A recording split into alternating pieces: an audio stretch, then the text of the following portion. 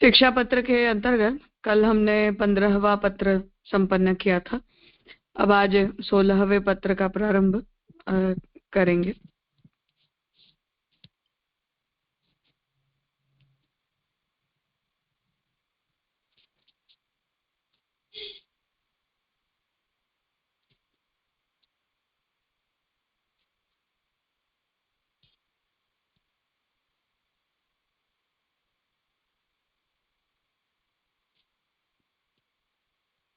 अब षोडश शिक्षा पत्र में अहर्निश भगवत सेवन स्मरण कीर्तन करे तिनको भगवान निरोध करत है तथा ऐहिक पारलौकिक स्वतः सिद्ध करत हैं तासों भक्त कछु चिंता न करे, यह निरूपण है।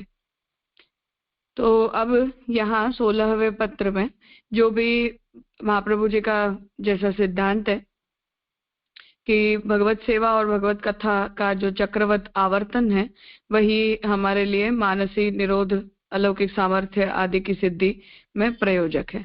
तो उसे बता रहे हैं कि अहर्निष्ठ भगवत सेवन स्मरण कीर्तन जो भी जीव करता है उनका भगवान निरोध सिद्ध करते हैं तथा ऐहिक पारलौकिक भी स्वतः सिद्ध करते हैं, इसलिए भक्त को इस बारे में चिंतित नहीं होना है। ऊपर कहे ता भांति महाप्रभु जी को स्मरण करे तो प्रभु प्रसन्न होए, तब प्रभु के स्वरूप को ज्ञान होए और अपनो दोष स्फुरे, तो प्रकार कहते।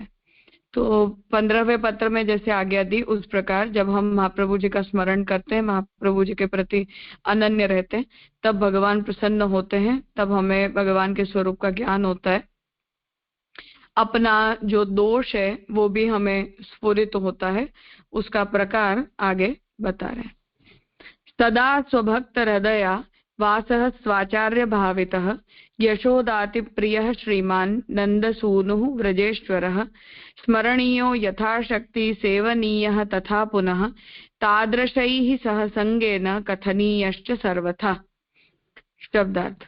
सदा अपने भक्तन के हृदय में विराजिवे वारे अपने श्री आचार्य जी के भाव सो भावित श्री यशोदा जी को अति प्रिय शोभा युक्त श्री नंदराय जी के पुत्र व्रज के ईश्वर स्मरण करिवे योग्य तथा अपनी शक्ति अनुसार सेवा करिवे योग्य हैं। फेरी तादृशीन के साथ संग करी के निश्चय इनकी लीला की कथा कर्तव्य है। टीका। सदा श्री ठाकुर जी अपने भक्तन के हृदय में वसत है, सो कैसे इनके हृदय में वसत है तहाँ कहते हैं जो श्री आचार्य जी महाप्रभु जी को भाव करी प्रसन्न किए हैं, श्री आचार्य जी के भक्त हैं, ऐसे पुष्टिमार्गीय भगवदीयन के हृदय में प्रभु सदा विराजत हैं। तो अब यहाँ आप ये आज्ञा कर रहे हैं कि सदा हमें भगवान जो है वो सदा ही अपने भक्तों के हृदय में विराजमान रहते हैं। तो कैसे भक्तों के हृदय में विराजमान होते हैं? तो हरिराय जी यहाँ ये आज्ञा कर रहे हैं कि श्री महाप्रभु जी का भाव करके भगवान प्रसन्न होते हैं। इसलिए जो कोई भी भगवान महाप्रभु जी के भक्त के रूप में जिन्हें भी जानते हैं, ऐसे पुष्टि मार्गीय भगवदियों के हृदय में भगवान सदा ही विराजमान होते हैं। सो प्रभु कैसे हैं? श्री यशोदोत्संग लालित श्री यशोदा जी को अति प्राण प्रिय श्री शोभा सहित नंद सूनु नंदराय जी के पुत्र सो दशम स्कंद में नंद महोत्सव में शुकदेव जी कहे हैं, नंदस्तु आत्मज उत्पन्ने जाता ह्लादो महामनाह। श्री नंदराय जी अपने आत्मज आत्मा ते अथवा देहते उत्पन्न भये, ऐसे पुत्र उत्पन्न भये, तब आह्लाद युक्त और बड़े मन वाले भये। तो भगवान का स्वरूप बता रहे हैं कि भगवान नंदराय जी यशोदा जी दोनों को अतिशय प्रिय हैं। तो नंदराय जी यशोदा जी के प्राण प्रिय हैं और नंदराय जी जो है उनके भी प्राण प्रिय हैं। उसका वचन बता रहे हैं कि भागवत जी में शुकदेव जी ये आज्ञा कर रहे हैं कि पुत्र किसे कहा जाता है कि जो आत्मा ही उत्पन्न हो जाए। तो ऐसे पुत्र के रूप में जब भगवान प्रकट हुए हैं, तब नंदराय जी अपने आत्मज को देखकर अतिशय प्रसन्न हुए हैं। ऐसे श्री कृष्ण व्रज के राजा हैं, सो सदा व्रज ही में भक्तन के संग विहार करते हैं। ऐसे श्री कृष्ण पुष्टि मार्ग में सेव्य हैं, सो एतन मार्गीय भगवदीय श्री आचार्य जी के कृपा पात्र हैं, तिनके हृदय में वसत है। तो ये जो भगवान जो नंदराय जी यशोदा जी के पुत्र के रूप में प्रकट हुए हैं, वो नंदराय जी और यशोदा जी के प्राण प्रेष्ठ हैं, नंदराय जी यशोदा जी के वो सर्वस्व हैं, वो उन्हें अतिशय प्रिय हैं, इसलिए उन्हीं के हृदय में वो सर्वदा विराजमान रहते हैं। ऐसे जो भगवान हैं वो हमारे सेव्य हैं, इसलिए हमारे लिए हम जब हैं वो जो भगवान का जब हम ध्यान करते हैं, भगवान का जब हम चिंतन करते हैं, सेवा करते हैं, तो यशोदोत्संग लालित रूप से ही हम भगवान की सेवा में परायण होते हैं। तो ऐसे जो भगवान हैं वो हमारे सेव्य हैं। इसलिए एतन मार्गीय जो वैष्णव अर्थात कि जो महाप्रभु जी के शिष्य हैं, महाप्रभु जी के कृपा पात्र हैं, उनके हृदय में सदा ही भगवान अपने नंदराज कुमार के रूप में विराजमान होते हैं, तथा ऐसे भगवान के हृदय में भक्त हमेशा रहते हैं। भगवान उन भक्तों का अनुसंधान सदा रखते हैं। तथा श्री ठाकुर जी के हृदय में भक्त वसत है। तो श्री भागवत नवम स्कंद में भगवान दुर्वासा प्रति कहे हैं, साधवो हृदयम मह्यम साधु नाम हृदयम तो हम मदन्यत्ते न जानन्ति नाहम तेभ्यो मनागपि। साधु है सो मेरो हृदय है और मैं साधुन को हृदय हूँ। मोते अन्य यह भक्त नाही जानत है और मैं इनसो कछु हूँ अन्य नाही जानत हो। भगवान कहे भक्तन के हृदय में मैं हूँ, मेरे हृदय में भक्त है। भक्त मोते अन्य जानत नाही और भक्तते और को मैं जानत ही नाही, ऐसे श्री कृष्ण हैं। ऐसे व्रज में सदा विहार करता नंद यशोदा जी के पुत्र हैं, तेनी ही को स्मरण करनो काहे ते। जो ऐसे भावात्मक प्रभु व्रजभक्तन के वश्य है ताते व्रजभक्तन सहित स्मरण करनो और सेवाहु ऐसे ही भक्तन के भाव सहित करनी, तथा तादृशीय भगवदीय सो मिली के श्री कृष्ण की कथा हु सर्वथा नित्य नियम सो सुननी। तो श्री हरिराय जी यहाँ ये आज्ञा कर रहे हैं कि भगवान व्रजभक्तों के हृदय में विराजमान रहते हैं और ये व्रजभक्त भगवान के हृदय में भी सदा विराजमान होते हैं। इसलिए जब हम भगवान का स्मरण करते हैं तो नंदराज कुमार के रूप में, व्रजराज के रूप में, गोपीजनों के प्रिय के रूप में हम भगवान का स्मरण करते हैं। तो चतुश्लोकी की टीकाओं में हम इस बात को देख सकते हैं कि जब श्री महाप्रभु जी ने भजनियो व्रजाधिप में व्रजाधिप पद का प्रयोग किया है, तो वहां सभी टीकाकारों ने प्रभु के इस रूप और प्रभु के इस गुण का निरूपण किया है।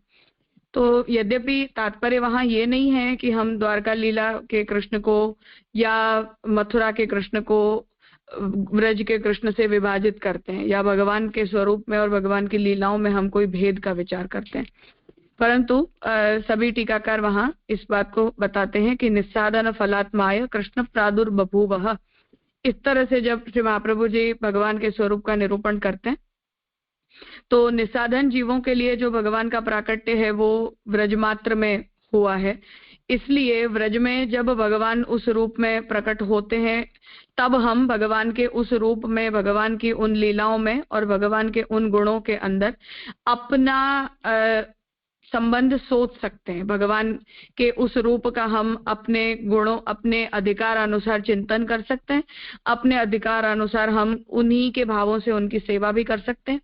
और सोपाधिकता और निरुपाधिकता की दृष्टि से भी जो निस्साधन भाव रूप और निरुपाधिक भावों से युक्त भक्त हैं, उन्हीं के साथ हम अपने भाव को मैच भी कर सकते हैं। तो भक्त, आर्त, जिज्ञासु, अर्थार्थी, ज्ञानी, इन चारों प्रकार के होते हैं। इनमें से हम कुछ भी नहीं है, न हम आर्त हैं, न हम जिज्ञासु हैं, न हम अर्थार्थी हैं और न ही हम ज्ञानी भक्त की श्रेणी में आते हैं। इसलिए जब भी भगवान उन प्रकार के भक्तों के ऊपर कृपायुक्त होते हैं, तो मानो ध्रुव जी हैं या उद्धव जी हैं, ये सब कोई एक ज्ञानी भक्त है, एक आर्त भक्त है, एक अर्थार्थी है, तो इन लोगों के भावों के साथ भगवान ने इनके ऊपर जो कृपा की है उसके साथ और इनके चरित्र और गुणों के साथ हम अपने आप को रिलेट नहीं कर सकते हैं, हम उनके साथ अपना मेल नहीं देख सकते हैं। इसीलिए महाप्रभु जी ये आज्ञा करते हैं कि हम व्रजाधिप की हम सेवा करते हैं, क्योंकि व्रजभक्तों के भावों के साथ अपने आप को हम रिलेट कर सकते हैं, उनके भावों का हम अनुसंधान कर सकते हैं और तदा उसी प्रकार के अधिकार को हम अपने अंदर सिद्ध भी कर सकते हैं। तो उस बात को मुख्यतया हमें समझनी चाहिए कि ऐसा कोई भी अप्रोच कि हमने भगवान के स्वरूप में कोई भेद देखा है या भगवान की लीलाओं में हमने कभी कोई भेद देखा या उन लीलाओं के अनुसंधान के बारे में ऐसा कोई भी मतभेद हमारा हो, ऐसा कोई सैद्धांतिक भेद इस विषय में महाप्रभु जी ने कथमपि स्वीकार नहीं किया है। अन्यथा त्रिविध लीला नामावली के अंदर जो भगवान की तीनों लीलाएं हैं, उन तीनों लीलाओं के अनुसंधान से प्रेम, आसक्ति और व्यसन की सिद्धि का निरूपण महाप्रभु जी नहीं करते। और पुरुषोत्तम सहस्त्रनाम के द्वारा भगवान के उन सभी गुणों का और भगवान के उन सभी चरित्रों का अनुसंधान भी महाप्रभु जी नहीं करते। तो वो थोड़ा सा विवेक हमें इस बारे में रखना चाहिए। इसलिए श्री हरिराय जी भी मूलतः यही आज्ञा करना चाहते हैं कि हम रजादीप के रूप में जब भगवान के गुणों का अनुसंधान करते हैं, भगवान की लीलाओं को जब हम सुनते हैं या भगवान के चरित्र के हम जब दर्शन करते हैं, तब हम अपने आप को उसमें बैठा सकते हैं कि हाँ, ये गोपीजनों का भाव, ये हमारा ही भाव है। इन्हीं के समान हम अपने भाव का भी विचार करते हैं, इन्हीं के समान हम सेवा करने के लिए भी अधिकारी हैं, हम योग्य हैं। इसलिए यहाँ श्री हरिराय जी ये आज्ञा कर रहे हैं कि भगवान के ऐसे स्वरूप और गुण का हमें चिंतन करना चाहिए। जब हम भगवान का अनुसंधान करते भी हैं, तब भी हमें भगवान के इन्हीं गुणों को सोचना चाहिए, और अकेले भगवान का नहीं, परंतु जिनके ऊपर कृपायुक्त होकर भगवान ने उस अवतार को ग्रहण किया, अवतार को धारण किया, उन भक्तों के साथ हमें अपने भावों का और अपनी भक्ति का सामंजस्य देखना चाहिए, जिससे हम उनके भावों के अनुरूप सेवा कर पाए, उनके भावों का हम अनुकरण कर पाए। तो उसे यहाँ महाप्रभु जी समझाना चाह रहे हैं। हरिराय जी आप समझाना चाह रहे हैं प्रथम कारिका के द्वारा, और इसीलिए भगवान के इस गुण और भगवान के इस रूप का आपने यहाँ वर्णन किया।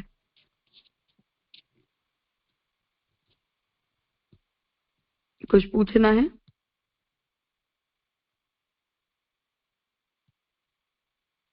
हाँ अर्पिता बेन। હા રાજા દંડવત પ્રણામ. રાજા જે ભક્તના આપણે ઉદાહરણ આપે ને, આઠ જિજ્ઞાસુ, જ્ઞાની ને અર્થાર્થી, એટલે ચાર પ્રકારના જે ભક્ત બતાયા, તો રાજા એ દરેક માટે એટલે મોડલ રૂપ જેમ કે આપણે સમજાવ્યું કે વિદુરજી, તો એવી રીતના જ્ઞાની અર્થાર્થી આર્ટમાં આપણે કયા કયા ભક્ત લઈ શકીએ રાજા? अर्थार्थी में जब तक ध्रुव जी को इस बात का बोध नहीं हो गया, तब तक ध्रुव जी अर्थार्थी हैं। उद्धव जी जो है वो भी, उनमें जब तक शुद्ध भक्ति प्रकट नहीं हुई तब तक वो ज्ञानी भक्त हैं। ऐसे आर्त भी अन्य होते हैं जो दुखी होकर भगवान को दुख मात्र में याद करते। यद्यपि गजेंद्र को हम उसका उदाहरण नहीं बता सकते हैं, क्योंकि वो तो श्रापग्रस्त अवस्था थी। इंद्रद्युम्न राजा भी ज्ञानी भक्त की श्रेणी में ही आते हैं, परंतु एक बार के लिए कह सकते हैं कि आपत्ति काल में जब हम भगवान को याद करते हैं तो वो हमारी अर्थार्थिता होती है, आर्तता होती है। और कुछ लोग जिज्ञासा मात्र से भगवान को जानना समझना चाहते हैं। तो दो उदाहरण तो हमारे लिए स्पष्ट हैं, क्योंकि महाप्रभु जी ने उनके चरित्र का उसी प्रकार से विचार किया है। જી રાજા. રાજા જિજ્ઞાસુમાં આપણે વિદુરજી કીધું ને?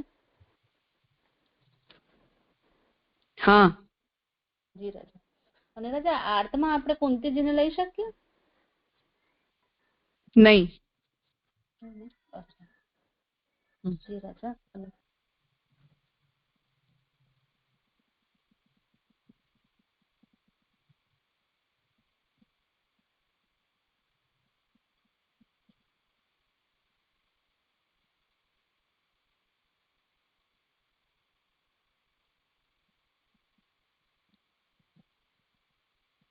और कुछ है?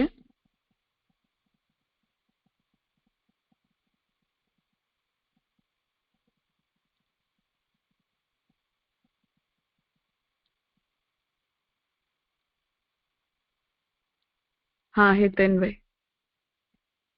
हाँ धन्यवाद प्रणाम राजा। ये जो आपने आर्त अर्थार्थी का जो रेफरेंस दिया ना, तो ऐसा समझना है ना, क्योंकि मैं ऐसा समझा कि जो ऐसे वहाँ है, जैसे हरिराज महाप्रभु बता रहे कि भाई ऐसे साधु के हृदय में मैं रहता हूँ और मैं साधु के हृदय में था और साधु मेरे हृदय में रहता है। ये जो बात दशम स्कंद के रेफरेंस में बताई, तो वैसे हम अभी जो भक्त है उनकी आर्त और अर्थार्थी की भी लेवल नहीं है। जैसे ध्रुव जी, बाद में उनको भले समझ में आया तभी, पर तब तक वो अर्थार्थी थे, तो वो लेवल भी नहीं है वो संदर्भ में ना। क्योंकि अदरवाइज तो अपने संदर्भ में तो आर्त अर्थार्थी जिज्ञासु का तो पूरा वो मुद्दा निकल ही जाता है ना। क्योंकि वो तो हमें तो निष्काम भक्ति करनी है, निरुपाधिक भक्ति करनी है, तो उनके संग का हाँ सवाल तो आएगा नहीं। पर आपने जिस तरह समझा और मैं जिस तरह समझा वो भी कहीं उच्च कक्षा के लेवल थे। क्योंकि जब भगवान ने उनको सानुभाव दिया साक्षात करके, या तो ऐसी कुछ कृपा करके फलदान किया, तो वो लेवल के भक्त थे। वो तो हमें प्राप्त नहीं है, हम नहीं है। सो सो इज इट करेक्ट राजा? हाँ, अर्थात अवस्था वो हमारी नहीं है, ये बात सच है। और कैसे भी, परंतु भगवान ने उनकी कामनाएं या उनके भावों को संतुष्ट किया है, तो हमसे तो हर प्रकार से वो उत्तम है, इसमें कोई डाउट नहीं है। परंतु मार्गायित होने की बात है ये। तो हम उसके उस मार्ग के मार्गायित लोग नहीं है। हाँ हाँ, बराबर है। तो हमें तो जो फॉलो करना है, जो ब्रजभक्तों के भाव का अनुसंधान करना है। हाँ, तो हम जब अपने ब्रजादि के आप को संदर्भ में। उनकी जगह पर रखते हैं तो हम उन्हें नहीं समझ सकते हैं, अपने आप को हम वहां नहीं रख सकते हैं, ये समस्या है। जी राजा, समझा राजा। तो मुझसे हमसे कोई ये कहे कि आप ध्रुव जी ने जो ठाकुर जी की स्तुति की या ध्रुव जी का जो चरित्र है उसका आप अनुसंधान करो, तो एक बार के लिए हम उनके चरित्र को अप्रिशिएट कर लेंगे कि हाँ, अनन्यता तो है, कोई संशय नहीं है उसमें, निष्ठा भी बहुत है, दृढ़ता भी बहुत है, इसीलिए हम ये कहते हैं कि हाँ, वो भक्त ध्रुव है।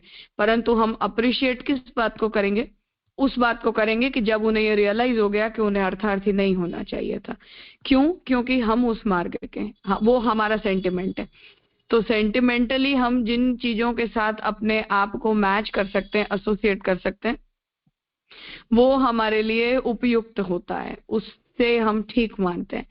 परंतु उसके अतिरिक्त का जो चरित्र है उसके साथ हम अपने आप को कभी भी रिलेट नहीं कर सकते। इसलिए हम ऐसे चॉइसी हो जाते हैं कि कुछ चरित्र हमें ज्यादा पसंद आने लगते हैं, कुछ चरित्रों के अंदर हम पढ़ डालते हैं, परंतु उसमें हमारी कोई खास रुचि नहीं बनती है, कोई खास उसमें हमारा इंटरेस्ट नहीं बनता है। या जो कोई भी प्रकार की शिक्षा हम उनमें से प्राप्त करते हैं, वो शिक्षा अपने मार्गानुरूपी ही शिक्षा हमें उसमें से मिलती है, जनरलाइज्ड नहीं मिलती है। परफेक्ट, बहुत खूब राजा, अभी एकदम क्लियर हो गया। हाँ, जी राजा, प्रणाम, अच्छी तरह तो हम समझा। उद्धव जी के भी चरित्र का जब हम अनुसंधान करते हैं तो हम उतने अंश में उन्हें अप्रिशिएट करते हैं जब उन्होंने व्रजभक्तों की भक्ति को प्राप्त कर लिया। क्यों? क्योंकि हम अपने आप को उसी भाव के साथ एसोसिएट कर सकते हैं, क्योंकि हम, वही हमारी पोजीशन है। हम कोई दूसरे व्यक्ति के साथ अगर उसकी चर्चा करेंगे तो हो सकता है कि अगर वो स्वयं ज्ञानी भक्त के मूड वाला हो तो वो उनके ज्ञान को अप्रिशिएट करेगा या ज्ञानांश को अप्रिशिएट करने का प्रयास करेगा। जैसे गोपीजनों के केस में हम जब ये कहते हैं कि ते नाधीत श्रुति गुणाः नोपासीत महात्माः, तो हम वहां इस बात को अप्रिशिएट करते हैं कि उनके अंदर और कोई भी प्रकार की योग्यता नहीं है, फिर भी भगवान जो है वो स्वभावानुपाती उनमें पुष्टि का भाव प्रकट करते हैं, सामर्थ्य अनुपाती नहीं करते हैं। हम स्वभावानुपाती के अधिकारी हैं, इसलिए वो हमें ज्यादा अच्छा लगता है। पर जैसे ही कोई दूसरा व्यक्ति होता है वो तुरंत उसमें ये तर्क लाता है कि नहीं, वो तो स्वयं श्रुति रूपा है, इसलिए ते नाधीत श्रुति गणा है, ऐसा हम उनके लिए कह ही नहीं सकते। तो ये भावात्मक एसोसिएशन है, कहने का अर्थ यह है समान भाव को ग्रहण कर। तो जब हम समान भाव वाले होते हैं तब हम उन चीजों को एक्सेप्ट कर सकते हैं, अन्यथा हमारा मन और जगह चलता है। सच्ची माने आइडेंटिफिकेशन एंड सामानाधिकरण की प्रक्रिया। हाँ, सच्ची बात है, बहुत खूब है, सुंदर समझाया जाए। तो थोड़ा कंफ्यूज हो गए थे कि भाई क्योंकि बात वहां आ रही कि ऐसे भक्तों का संग करो, और फिर वहां यानी आप जो कहना चाहते तो थोड़ा कंफ्यूज हो गया था, बट एनीवे बहुत बहुत अच्छा समझा आप। हाँ, तो हमें जिस बारे में हमें बहुत स्पष्ट होना चाहिए वो मुख्यतः बात यही है कि हम व्रज लीला, ठाकुर जी का व्रजाधिप होना, व्रज के भावों के अनुरूप भावों का अनुसंधान करना या उन्हीं भावों को प्रकट करना, इन सब बातों को हम उस अवस्था में सोचते हैं जिस अवस्था में हम अपने आप को एक पुष्टि भक्त के रूप में या एक निस्साधन भक्त के रूप में या निर्गुण भक्ति मार्गी के रूप में हम अपने आप को आइडेंटिफाई करते हैं। इसीलिए हम, अगर कोई व्यक्ति इसके फर्दर आर्ग्यूमेंट देता भी है तब भी वो आर्ग्यूमेंट स्टैंड नहीं कर सकती है, क्योंकि आप अन्य स्थान के अधिकारी बन ही नहीं सकते हो। तो हमसे अगर कोई कहे तो हमें ये कहना पड़ेगा कि हमारा वेदाधिकार है ही कहाँ कि हम उस प्रकार के भक्त बनने का प्रयास करें। ज्ञानी भक्त बनने के लिए ज्ञान की साधना की योग्यता तो चाहिए कि नहीं चाहिए? योग्यता नदारद है तो ज्ञानी भक्त कहाँ से बनेंगे? अर्थार्थिता अर्थार्थी अगर हमें होना है तो हमें पुष्टि मार्ग में हमारी जगह नहीं है, फिर मर्यादा मार्ग और प्रवाह मार्गी हमें बन जाना पड़ेगा। तो आप पुष्टि मार्गी नहीं हो कि आपको अर्थार्थिता पसंद आ रही है, वहां से वो ऑब्जेक्शनेबल बन जाता है। आर्त अगर हो तब भी उसका कोई स्कोप अपने संप्रदाय के अंदर नहीं है, क्योंकि उन सबको तो हम निवृत्त करने की बात कह रहे हैं। महाप्रभु जी तो ये कहते हैं कि सुखी होकर भगवत भक्ति करनी चाहिए, दुखी होकर नहीं करनी चाहिए, क्योंकि दुखी अगर हम होते हैं तो हम ठाकुर जी को अपने दुखों के अंदर घसीटते हैं। तो ऐसी सेवा जो है वो सुखोपचार नहीं हो सकती है, तो उसके लिए भी महाप्रभु जी मना कर देते हैं। तो अन्य ऐसे जितने भी एग्जाम्पल्स, ऐसे भगवान के जितने भी चरित्र, भगवान सबके लिए न्यूट्रल हैं, भगवान को इन सब चीजों से कोई अंतर नहीं पड़ता है। तो भगवान तो जब समो सर्वभूतेषु कहना होता है तो भगवान ऐसा भी कह सकते हैं, और यो मद भक्त समय प्रिय कहना होता है तो भगवान तो ऐसा भी कह सकते हैं। तो हर मार्ग भगवान ने बताया है, तो सबको भगवान अपना थोड़ा थोड़ा अंश तो बांट ही देते हैं, परंतु हम दूसरी जगह खड़े नहीं हो सकते, ये व्यक्तिगत समस्या है हमारी। इसीलिए हम भगवान के उन चरित्रों का और उन भक्तों का अनुकरण करते हैं जो हमारे भाव के अनुरूप होते हैं, और यही एकमात्र कारण है जिस वजह से हमने ब्रज लीला को और ब्रजाधिपता को भगवान के एक्सक्लूसिव कैरेक्टरिस्टिक्स के रूप में अपने संप्रदाय के अंदर हमने एक्सेप्ट कर लिया है। इसलिए उस मर्यादा के बाहर जो कुछ भी जाता है वो हमारे भाव को मैच नहीं कर पाता है, कभी भी नहीं कर पाता है। तो नरसिंह चतुर्दशी आदि के बारे में जो महाप्रभु जी जब ये आज्ञा कर रहे हैं कि यदि अपने सेव्य को हम नरसिम्हा जी के रूप में या वामन जी के रूप में अगर हम नहीं उनमें वो भाव प्रकट कर पाते तो जयंती व्रत करना ये हमारा धर्म है, तो व्रत हमें करना चाहिए, परंतु सेवा को हम नित्यवत कर सकते हैं। ये क्लॉज महाप्रभु जी ने क्यों दिया है? क्योंकि हम अपने आप को उस स्थान पर आइडेंटिफाई नहीं कर सकते हैं। सच्ची बात। हम बलि राजा का भी हम समर्पण निकालते हैं क्योंकि वो हमें ठीक लगता है। प्रहलाद जी की भी ठाकुर जी के प्रति जो अनन्यता है उसे हम निकालते हैं कि उस अनन्यता के भाव को हम अप्रिशिएट कर रहे हैं, उसका हम उत्सव मना रहे हैं। बलि राजा के समर्पण का हम उत्सव मना रहे हैं।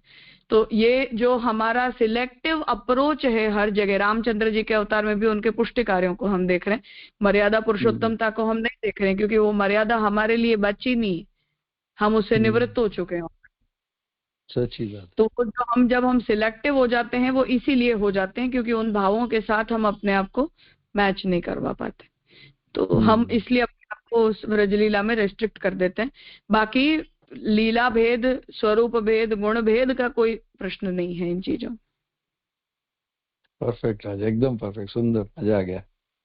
सच्ची बात है, स्वरूप भेद, गुण भेद, लीला भेद का कोई प्रश्न ही नहीं है, बट जहाँ हमारा आइडेंटिफिकेशन है और तादात्म्य की अनुभूति होती है एक भावन से, भाव के संदर्भ में, वही। और वहाँ जो व्रजादीप शब्द जो महाप्रभु जी ने व्रजादीप ठाकुर जी का स्वरूप को भजन करने का और व्रजलीला के अनुसंधान में, तो वो सब एकदम मस्त समझाया राजा। तो वही मैं कंफ्यूज हो गया कि आर्त अर्थार्थी जिज्ञासु कहाँ बैठे, ज्ञानी भक्त ठीक है फिर भी, तो और फिर भी फिर बाद में जिस तरह आप फ्लो में जा रहे थे तो फिर वहां समझा कि वही अर्थार्थी में ध्रुव का लेवल तो अपने से कहीं ऊपर है, तो फिर अच्छा ठीक है, तो वो लेवल नहीं है, तो फिर बट फिर आपने अच्छा समझा कि अर्थार्थी तक नहीं, पर उसके बाद की जो उनकी समझ थी और उसकी बाद की जो अवस्था थी, उनका अनुसंधान कर सकते हैं कि उसने रियलाइज किया कि नहीं ये तो मैंने गलत किया अर्थ कामना के लिए। हाँ, तो हम हमेशा उन्हीं चीजों को अप्रिशिएट कर पाते हैं क्योंकि हम ऐसे हैं। पर हम कोई सच्ची बात। XYZ दूसरे व्यक्ति से अगर हम बात करते हैं तो वो ऐसे सिलेक्टिव नहीं होते हैं, तब हमें समझ में आता है कि ये भाव भेद होता है, इसलिए ऐसे अनुसंधान में परिवर्तन होता है। हाँ हाँ, सच्ची बात है। हम्म। भाव की बहुत यहाँ की मुख्यतः है। सेवा प्रणालिका में वैसे शायद और घरों में भी होता ही होगा, परंतु हमारे यहाँ के क्रम में नरसिंह चतुर्दशी के दूसरे दिन जो वर्ते उत्सव का क्रम होता है, उस दिन हाउ बिलाऊ के कीर्तन किए जाते हैं। उसका कारण ये है कि यशोदा जी ठाकुर जी को नरसिंह जी का चरित्र बता के और उन्हें डराते हैं कि वो हाउ है। अब ये भाव है, ये शुद्ध पुष्टि है। मैं जो कहना चाह रही हूँ वो ये है कि हमने नरसिंह, अब कृष्ण नरसिंह हुए हैं, फैक्चुअली कोई संशय नहीं है इसमें, नरसिंह हुए हैं, कृपा युक्त होकर हुए हैं, इसमें भी कोई संशय नहीं है। परंतु जब हम अपने सेवे को देखते हैं, अपनी प्रणालिका को देखते हैं, मतलब सुबह से हम जो ठाकुर जी की सेवा कर रहे हैं, यद्यपि हमारी कोई भावात्मक कंसिस्टेंसी नहीं बनी रहती है, इसलिए हमें उसमें ऐसा कोई मेजर डिस्टरबेंस नहीं प्रतीत होता है। परंतु यदि कोई व्यक्ति की ऐसी कोई कंसिस्टेंसी बनी हुई है और उसमें नरसिंह चतुर्दशी के दिन ठाकुर जी अचानक से एक दिन के लिए नरसिंह रूप को धारण कर लेते हैं, तो वो हमारे लिए बैलेंस नहीं बचा, हमारे भाव का इम्बैलेंस हो गया। ये सच्ची बात है। उसका जो पूर्वाचार्य हैं उन्होंने इस तरह से ये भाव प्रकट किया कि हम में ब्रजलीला के अंदर इस क्रम को अगर फिट बैठाना है तो हम उसमें हाउ बिलाऊ के कीर्तन करके ये भाव करते हैं कि यशोदा जी जो है वो ठाकुर जी को नरसिंह चरित्र बता रहे हैं और उन्हें ये कह रहे हैं कि अगर आप ये नहीं करोगे तो नरसिंह जी के जैसे वो आ जाएंगे आपके सामने, वो मतलब हाउ बिलाऊ आ जाएगा। ऐसा रामनवमी में भी ये क्रम लिखा गया है कि रामनवमी की एक रात पहले, मतलब अष्टमी की रात्रि को ठाकुर जी के साथ कन्या मंदिर में जो है वो धनुष बाण पधराए जाते हैं, छोटे खिलौना के। क्योंकि वो कहानी के कीर्तन में सूरदास जी इस बात को कहते हैं कि यशोदा जी ठाकुर जी को रामचंद्र जी का चरित्र बताते हैं और ठाकुर जी वार्ता सुनते सुनते अचानक से कहते हैं कि मेरा धनुष बाण लाओ, ये रावण को मारना है मुझे। और यशोदा जी पूछते हैं कि क्या हो गया तुम्हें अचानक, तो फिर बलराम जी ठाकुर जी के ऊपर हंसते हैं कि इनमें वो भाव प्रकट हो गया। तो उस भाव से अपने अष्टमी की रात्रि को भी धनुष बाण खिलौनों में पधराए जाते हैं कि ठाकुर जी को यशोदा जी जो है वो रामचरित्र बता रहे हैं, हमारे ठाकुर जी मर्यादा पुरुषोत्तम के रूप में प्रकट हो गए। ऐसा भाव जो है वो हमारे हृदय में उस बाल लीला या ब्रजलीला की कंसिस्टेंसी में आ नहीं पाता है। सच्ची बात। अर्थात जिनके में नहीं आ पाया है उन लोगों ने इन भावों को सोचा है, कहने का तात्पर्य है। और वो भाव इसलिए सोचा है क्योंकि हम कंसिस्टेंटली इस बात को मानते हैं कि हम केवल व्रजभावात्मक जो ठाकुर जी का स्वरूप है, जो निस्साधन फलात्माय, उसी स्वरूप, उन्हीं गुण और उन्हीं भावों के अधिकारी के रूप में अपने आप को हम आइडेंटिफाई करते हैं। और जगह जो है और अन्य भगवान की जो लीलाएं हैं या अन्य जो भगवान के अनंत गुण हैं, उन सब के अधिकारी के रूप में हम अपने आप को आइडेंटिफाई नहीं कर पाते हैं।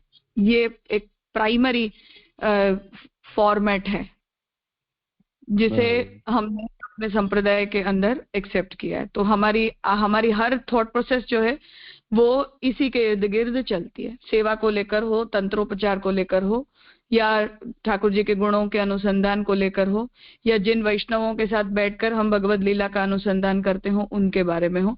हर चीज के अंदर हम उस व्रजलीला की यूनिफॉर्मिटी को ही ढूंढते हैं। बहुत खूब राजा, आपने तो पूरा ये जो अपने भाव का मेजर प्रीमाइसिस ऐसा समझा दिया ना इतनी अच्छी तरह से कि हमारे भाव का सेवा में, जैसे सेवा और सेवन की बात समझाते आप, तो सेवन में जो भाव की मुख्य भूमिका है और वो मेजर प्रीमाइसिस जो बता दिया आपने राजा, मजा आ गया। इन बातों को समझना इसलिए जरूरी है क्योंकि ये व्रजलीला के साथ अपना जो इंक्लिनेशन है उसे ज्यादातर जो है वो मिसअंडरस्टैंड किया जाता है। अपने संप्रदाय के लोग भी करते हैं और हमें देखकर बाहर के लोगों को भी ऐसा ही लगता है कि इनमें गुण भेद किया जा रहा है, स्वरूप भेद किया जा रहा है या लीला भेद किए जा रहे हैं, परंतु वो वस्तुतः भेद का अप्रोच नहीं है, भावात्मक संगति ढूंढ रहे हैं हम केवल, और कोई बात नहीं है उसमें। Exactly, beautiful beautiful. आपने उद्योग गीता में बताया कि ठाकुर जी भाव को मीन्स हर पल जो रिकॉर्ड करते हैं वो आपके भाव के ही डेटा रिकॉर्ड रखते हैं। सही बात बाकी सब हम वो इसीलिए, क्योंकि हम अगर ये कहें कि ओ हम तो ज्ञानी भक्त हैं, तो भगवान ये कहेंगे कि ठीक है, तो फिर तुम ज्ञान के अधिकारी बनकर आओ, वहां तो हमारे पास सब कुछ जीरो हो जाएगा ना। हम ये कहेंगे कि फिर तो हम तेनादीत श्रुति गणा हमें ही तो हमारे। अब गोपी जनों के तो एटलीस्ट ये भी जवाब है कि वो श्रुति रूपा है, हम कौन से श्रुति रूप होकर पैदा हुए। सच्ची बात है। अपना वो हमें अपना स्टैंडर्डाइजेशन तो निश्चित करना ही पड़ता है ना, तभी तो हम अपने आप को हम पहले पहचानेंगे, फिर तो हम ठाकुर जी से कहेंगे कि हाँ हम इतने दायरे में आपकी भक्ति कर सकते हैं, इस दायरे के बाहर करने की हमारी कैपेसिटी नहीं है, हमारी योग्यता नहीं है या हमारा सामर्थ्य नहीं है, वॉटएवर। तो ठाकुर जी हमें भी ये हमारी जो भी भक्ति सेवा है उसे भी इसी दायरे में मानते हैं कि हाँ तुम इस दायरे में करो जितना तुम कर सकते हो। फिर उस दायरे को ब्रेक करके हम कुछ उल्टा सीधा करने जाते हैं तो ठाकुर जी को भी ऐसा लगता है कि तुम पहले ये सोच लो कि तुम कहाँ फिट होते हो। तो जो हमें करना है उन चीजों में घुसने की आवश्यकता क्या है, और अगर उन चीजों में हम घुस सकते हैं, ऐसा अगर हमारा अभिमान है या ऐसा हमारा सामर्थ्य है, तो हमें उसी तरीके से अपने आप को आइडेंटिफाई करवाना चाहिए कि हम इतने इतने अधिकारों से और इतनी इतनी योग्यताओं से संपन्न हैं। तो फिर भगवान हमें उस तरह से जज करते हैं या उस तरह से हमारी भक्ति को देखने लगते हैं। क्लैरिटी तो चाहिए कि नहीं चाहिए। तो एक बार के लिए ये कहें कि निस्सादन फलमय कृष्ण प्रादुर्बभूवः, ये स्तुति करने के बाद फिर हम सोम यज्ञ करने बैठेंगे, अग्निहोत्र करने बैठेंगे या अन्य अन्य धर्मों को करने बैठेंगे, तो ठाकुर जी कहेंगे कि तो फिर तुम ससाधन भावों का और ससाधन स्वरूपों का चिंतन क्यों नहीं करते हो? निस्साधन भाव और निस्साधन लीलाओं के चिंतन की क्या आवश्यकता है? तो कहीं कुछ ना कुछ मेल तो होना चाहिए ना। हमारी प्रॉब्लम है कि हम स्वयं ही भावात्मक रूप से इनकंसिस्टेंट हैं, इसलिए हमें ये सब बातों में कोई फर्क ही नहीं पड़ता है। हम आधा घंटा कुछ कर रहे थे, दूसरे घंटे में कुछ और करने लग जाते हैं, तो हमें उसके अंदर कोई भी प्रकार की विसंगति नहीं प्रतीत होती है, परंतु हम ओवरऑल अपनी दिनचर्या या अपना पूरा भाव का फ्लो अगर हम देखें तो हम देखेंगे कि वो हर क्षण कुछ न कुछ विसंगति हमारे भावों में और हमारी क्रियाओं में प्रकट हो जाती। पर मार्ग तो ऐसे नहीं चलाया जा सकता है ना। तो मार्ग ये महाप्रभु जी स्पष्ट करते हैं कि तुम अपना अधिकार देख कर आओ। अगर तुम सामर्थ्यानुपाती पुष्टि चाहते हो तो तुम ऐसा बनकर आओ, स्वभावानुपाती चाहते हो तो तुम यहाँ रहो, निस्साधन हो तो ऐसे रहो, दुष्ट साधन हो तो ऐसे रहो, सुसाधन हो तो ऐसे रहो। तो कुछ न कुछ आइडेंटिफिकेशन की क्लैरिटी तो हमें चाहिए, तद अनुरूप हर चीज होती है। तो वो हमारा दायरा है, इसलिए वो प्रक्रिया महाप्रभु जी हमें बता रहे। ससाधन होकर हमें जाएंगे तो महाप्रभु जी हमें ज्ञानी भक्त तंत्रोक्त प्रक्रिया, पौराणिक प्रक्रिया ये सब प्रदान करेंगे कि वो कर लो। फिर उन भक्तों के साथ रिलेट करो, उनके चरित्रों को देखो, भगवान के ऐसे गुणों का अनुसंधान करो, वहां तुम फिट हो जाओगे। तो सबकी अपने अपने स्थान तो निश्चित करने ही पड़ते हैं, पर ब्रजलीला परक जो हमारा सिद्धांत है उसे हमें ओवरऑल इस दृष्टि से देखना चाहिए, न कि भगवान के स्वरूप गुण या लीलाओं में कोई भेद दृष्टि रखने का ये अप्रोच है। ये स्पष्टता हमारे मन में होनी चाहिए। कहने का तात्पर्य मूलतः इतना है। एकदम सटीक बात समझाई आज आपने। और जो महाप्रभु जी ने इतना सुलभ और इस तरह इतना ब्यूटीफुली मार्गायित किया कि जो श्रुति रूपा गोपी जनों को फल की प्राप्ति हुई, वो हमारे अपने पुष्टि जीवों को जो जरा भी उनकी योग्यता अधिकारिता नहीं है, भावात्मक या ज्ञानात्मक का तो कोई सवाल ही नहीं है, पर फिर भी वो सुलभ करा दिया महाप्रभु जी इतना मार्गायित करके। उसके आइडेंटिफिकेशन और जय जय के शब्दों में क्या वो जैसे बता रहे हैं गनु जी को हुए ना एनेस्थेसिया, हाँ साइनेस्थेशिया, करेक्ट, वो प्रक्रिया से मजा आ गया, आनंद आ गया बहुत। ठीक है, दंडवत प्रणाम।